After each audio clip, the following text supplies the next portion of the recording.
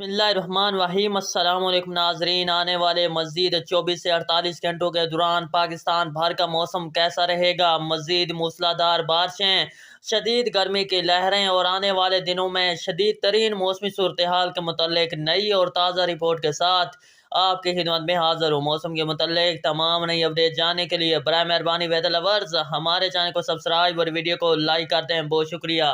तफसीलात के मुताबिक गुज़िश्ता 2 दिनों के दौरान मुल्क में वसी पैमाने पर बादल बने, बारिश रिकॉर्ड की गई। आने वाले 24 घंटों के दौरान दोपहर के बाद एक मरतबा फिर बादल बनने, बारिश के इम्कानात मौजूद।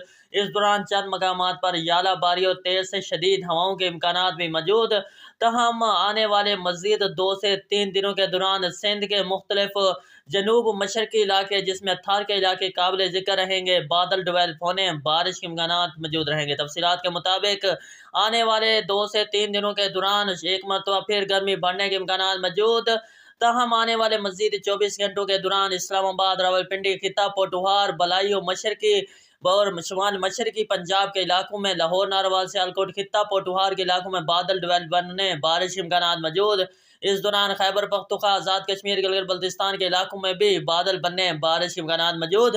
ताहम दोपहर के बाद से डेवलपमेंट के सबब कोहे सुलेमान, कोहे कीर, थारू के इलाकों से जिसमें डेरा गाजी खान, फोर्ट मनरू, सखी सरवर, लिया, तौसा के इलाकों में कहीं कहीं अंधेरी के साथ बारिश के इम्कानात मौजूद रहेंगे। ताहम इसके बाद शदीद तरीन गर्मी की लहर पाकिस्तान को मुतासर करेगी। 16 से एक मरतबा फिर बारिश की शिद्दत में इजाफा देखने को मिलेगा और पाकिस्तान के अक्सर मकामात पर दोपहर के बाद से डेवलपमेंट शुरू होगी। रोज़ाना की बुनियाद पर 20 मई तक रोज़ाना की बुनियाद पर मुख्तलिफ इलाकों में बारिशों का सिलसिला जारी रहेगा। इन बारिशों से सिंध, पंजाब, खैबर पख्तूनख्वा,